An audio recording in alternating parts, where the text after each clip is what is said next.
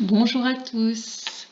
Alors moi je voulais vous parler aujourd'hui de l'alchimie et notamment du grand œuvre par la voie royale. Tout d'abord, un petit point sur l'alchimie, donc les grandes lignes. Qu'est-ce que l'alchimie? L'alchimiste travaille sur la matière, la fait passer par différentes phases. Il va obtenir différents élixirs, différents matériaux, mais son but ultime va être la production, la création de la pierre philosophale qui, dans les légendes, permettrait de transformer toutes les matières viles en or, d'obtenir la guérison totale et donc d'obtenir l'immortalité. Pour pouvoir obtenir cette pierre philosophale, l'alchimiste peut travailler sur différentes matières. Il peut travailler sur les minéraux, c'est ce qu'on appelle l'alchimie métallique, ou alors sur les végétaux, c'est ce qu'on appelle la spagérie. Deux voies s'offrent à lui, soit la voie sèche, donc par le feu, ou soit la voie humide, par des dissolutions. L'obtention de la pierre philosophale à partir de sa matière première est ce qu'on appelle le grand œuvre. Pour pouvoir transmuter les matériaux qu'il a dans son laboratoire, le résultat de l'expérience dépend également de son état intérieur, va être le reflet de son état intérieur. Donc pour avancer, l'alchimiste va devoir aussi transmuter son état intérieur, transmuter ses émotions.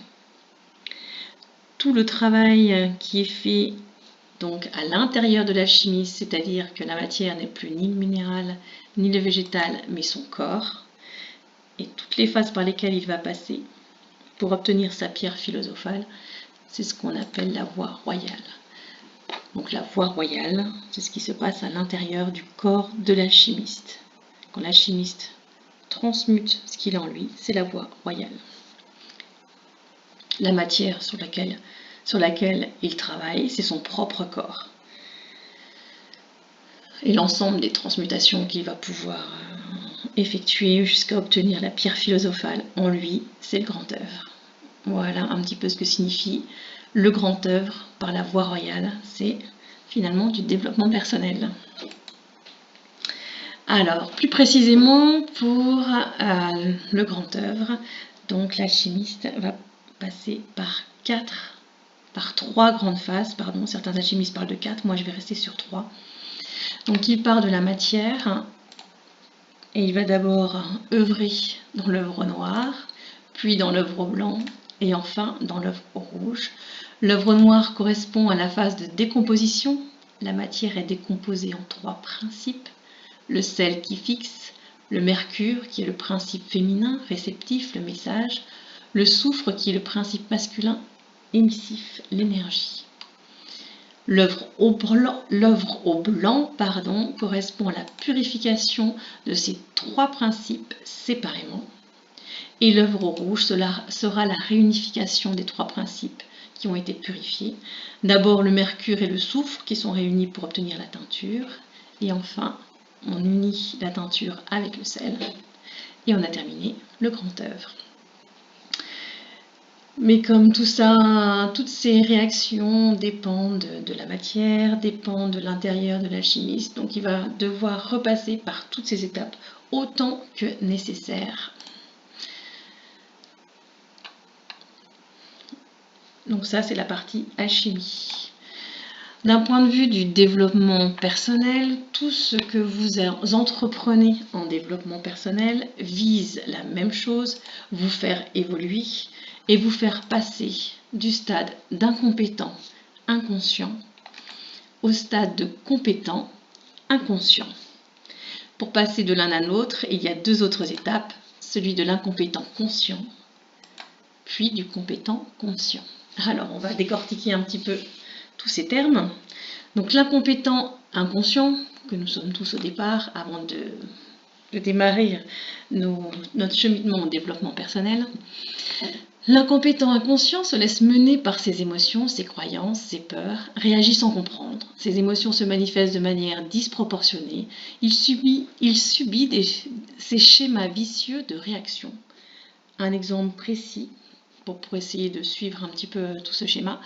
Par exemple, j'ai horreur qu'on me prenne en photo. Dès que quelqu'un sort un appareil photo et qui veut me prendre, soit je hurle, soit je me cache sous la table. J'ai vraiment horreur de ça, je ne supporte pas ça. Donc mes réactions sont assez disproportionnées et beaucoup de personnes peuvent ne pas comprendre cette réaction. On continue. Donc passer de l'incompétent inconscient à l'incompétent conscient. Donc l'incompétent conscient est toujours mené par ses émotions, ses croyances, ses peurs, mais il commence à prendre conscience que ce sont ses croyances, ses peurs, son état intérieur qui mènent la danse et qu'il peut enfin avoir le choix de modifier son état intérieur pour agir et non plus réagir de manière démesurée. Il peut choisir de reprendre le pouvoir. Il observe ce qui se passe autour de lui et il commence à comprendre ses schémas de réaction. Donc par exemple, dans l'exemple que nous avions là, je n'aime pas être pris en photo. Et en recherchant un petit peu dans mon enfance, dans mon vécu, je me suis rendu compte que, je me rends compte par exemple, c'est un exemple fictif, hein, que quand j'étais petite, les gens se moquaient de moi parce que j'avais les oreilles décollées, ou sur certaines photos, ma grande sœur n'arrêtait pas de se moquer de moi, me dire que j'étais pas belle. Et donc je prends conscience que le fait que je n'aime pas être pris en photo vient de tout cela, et donc je n'accepte pas mon physique. Je continue à ne pas aimer être pris en photo, mais je comprends mieux pourquoi maintenant. Ensuite, l'incompétent conscient va passer du compétent conscient, c'est-à-dire qu'il va commencer à agir et à modifier ses schémas, sa façon de penser. Il va modifier son état intérieur pour avoir le choix d'agir et non plus de réagir. Mais il a besoin de rester conscient, de faire des choix en conscience pour imprimer de nouveaux schémas vertueux. L'observation de l'état de ses émotions lui permet de comprendre ce qui est à modifier à l'intérieur de lui. Ces modifications, il les entreprend, donc par des guérisons, des lâcher-prises, des nettoyages. Et c'est là qu'intervient la notion de 21 jours dont on parle régulièrement pour imprimer de nouveaux schémas de croyances. Donc par exemple, ici, dans notre exemple fictif, je le rappelle, ici, donc, ça correspondrait à la phase où je commence à travailler sur moi, à accepter mon physique, à m'accepter tel que je suis, à sublimer mes défauts, à me trouver jolie. Et par exemple, ça peut être un exercice que l'on donne en développement personnel, c'est se regarder dans le miroir pendant 21 jours et se dire je m'aime, je m'aime, je m'aime, ça pendant 21 jours, j'apprécie mon image, j'aime mes oreilles décollées par exemple, j'aime la couleur de mes cheveux, je m'accepte telle que je suis. Il y a tout un travail que l'on fait en développement personnel à ce moment-là. Et donc, quand quelqu'un va venir me prendre en photo, ça va encore être compliqué, mais j'en ai conscience et je vais faire un effort. Je vais faire l'effort d'être pris en photo et de me détacher du résultat de cette photo-là. Donc je suis consciente de mon souci avec cette photo-là, mais je suis compétente parce que je ne fuis plus la photo et j'essaye d'avancer. Ensuite, à force d'imprimer ces nouveaux schémas vertueux, on arrive au stade du compétent inconscient. Donc le compétent inconscient a modifié son état intérieur, a fait le tri dans ses croyances, ses auto-sabotages, ses valeurs, il a guéri ses blessures, il répond donc maintenant différemment aux différents stimuli extérieurs. Il agit de manière positive, ses émotions sont des boosters pour avancer et se sentir bien. Il n'entre plus dans des réactions démesurées. Il n'a plus besoin d'avoir conscience de ce fonctionnement puisqu'il a mis en place de nouveaux schémas vertueux. Donc dans mon exemple, maintenant quand quelqu'un arrive avec son appareil photo, je ne prends même plus conscience de ce que je fais, je laisse prendre la photo, tout est ok pour moi maintenant, j'ai résolu mon problème avec ces photos-là. Et si je sens que ça continue à me toucher, donc que je sens qu'il y a des émotions qui sont encore là, c'est qu'il y a des blessures qui ne sont encore pas tout à fait guéries. Donc prendre conscience de ces émotions et du degré avec lesquels elles interviennent permet, moi, de savoir ce que je dois encore travailler pour pouvoir arriver au compétent inconscient 100% tranquille. Bien, alors maintenant, ce que je vous propose, c'est d'allier alchimie et développement personnel. Pourquoi, en fait, est-ce qu'on peut faire le lien entre l'alchimie et le développement personnel et comment moi je l'ai fait, en tout cas, selon ma vision des choses et selon mon expérience. Donc peut-être que ça vous aidera à éclairer certains de vos schémas aussi. Donc pour reprendre, l'alchimie par la voie royale, le grand œuvre par la voie royale, c'est le travail, donc l'alchimiste travaille sur son propre corps. Il va faire passer son corps par l'œuvre au noir, puis l'œuvre au blanc, puis l'œuvre au rouge, pour enfin créer en lui la pierre, ce qu'on appelle la pierre philosophale. Alors, au départ, l'alchimiste est un incompétent inconscient. Et donc, il va passer par l'œuvre noire pour devenir un incompétent conscient. Donc l'œuvre noire, pour rappel, c'est la phase de décomposition de la matière. On va décomposer la matière en 3 principes, le sel, le mercure et le soufre. Donc dans le corps humain, le sel, c'est ce qui correspond justement au corps physique. Le mercure, c'est ce qui va correspondre à l'information qui va arriver et qui va être traitée par le cerveau de manière inconsciente. Et le soufre, puisque c'est émissif, va être la réponse émotionnelle que le corps va produire suite à cette analyse inconsciente du message réceptionné. Donc, premier stade, on décompose, on observe.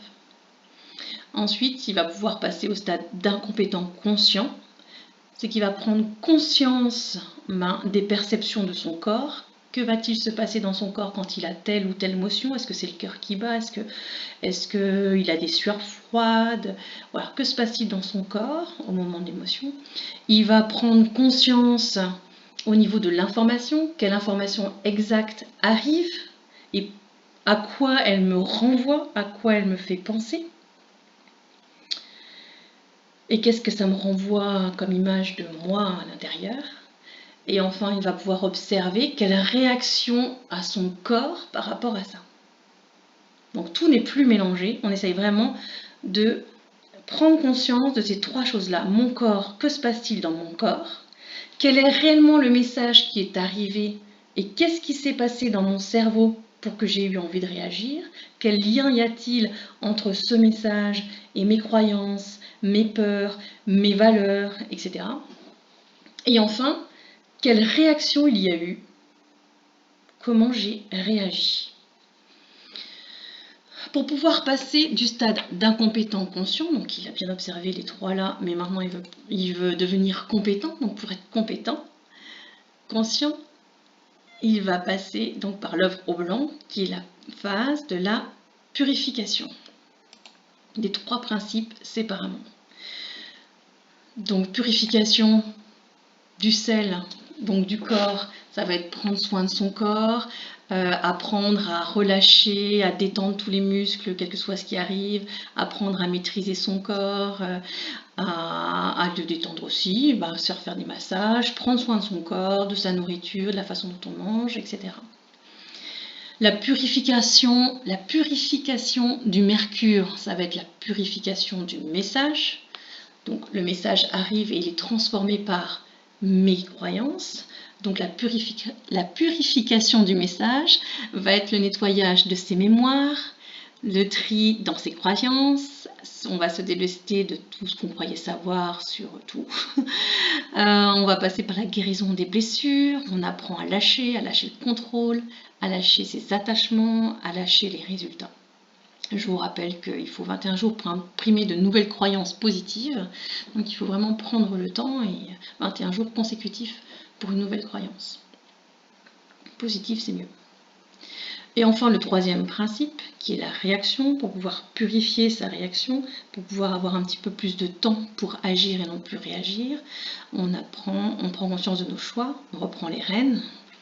Et par exemple, on peut prendre l'habitude d'inspirer 3 fois avant de réagir à l'information qui est arrivée, pour prendre le recul et choisir la réaction appropriée. La purification, c'est le moment aussi où on éclaire ses ombres et on prend conscience aussi de ses travers et on travaille dessus et on les accepte. Et enfin voilà, c'est tout le travail du développement personnel aussi, de purification. Enfin, donc après tout ce travail, le compétent conscient va pouvoir passer au stade de compétent inconscient parce qu'il va passer par l'œuvre au rouge, c'est-à-dire qu'il va avoir décortiqué ces 3 principes, purifié ces 3 principes, et maintenant on les réunifie à l'intérieur du corps, donc c'est une unification. Le message purifié, les actions imprimées sont plus justes, donc le souffle, le mercure unifié, sont réunis, et on réunit le tout, on réimprime le tout dans le corps, donc c'est-à-dire que ce sont les nouveaux schémas vertueux qui sont mis en place dans le corps et qui sont maintenant, ils ont été tellement répétés, tellement imprimés, que ce sont maintenant ceux-là qui se jouent et qui se jouent de manière inconsciente.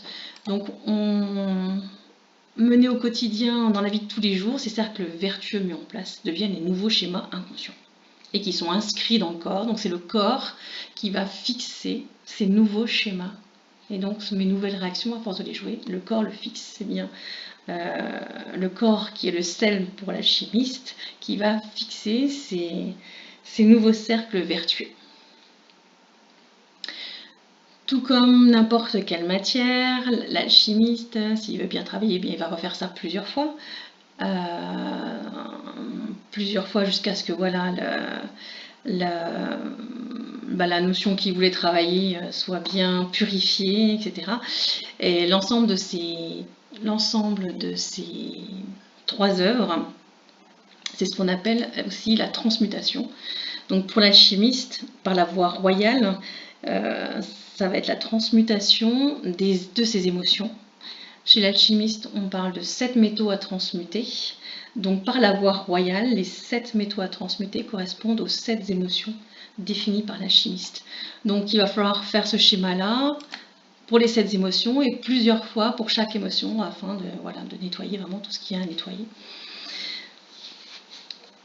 Et d'arriver au compétent inconscient, c'est-à-dire la pierre philosophale en soi où tout s'aligne, où tout est juste, où l'alchimiste exprime enfin complètement qui il est dans toutes les dimensions de sa vie terrestre. Et au fur et à mesure de ces transmutations, il va pouvoir se rendre compte de tout ce qui s'aligne petit à petit, de tout ce qui devient plus juste. Il va comprendre de plus en plus de choses au fur et à mesure de ces transmutations par cette voie royale. Voilà, j'espère que je ne vous ai pas trop perdu, j'espère que j'ai pu vous apporter quelques éclairages sur l'alchimie ou sur les émotions et voilà, c'était le lien que je voulais faire entre l'alchimie et le développement personnel. Donc tout ce que j'ai pu apprendre, ce sont vraiment les 2 grandes parties que j'aime beaucoup. L'alchimie m'a vraiment beaucoup parlé et le développement personnel, j'étais baignée dedans aussi pendant un petit temps. Et voilà, associer les 2, je trouve ça vraiment très très intéressant. Pour ceux qui aiment l'alchimie en tout cas, ou qui se sont lancés dans l'alchimie, comprendre ce qui se passe aussi à l'intérieur de soi permet parfois d'avancer un petit peu plus vite. Eh bien, je vous souhaite une bonne soirée. Si vous avez des questions, si vous avez envie d'échanger sur le sujet, il n'y a pas de souci, vous pouvez me laisser un petit message. Bonne soirée!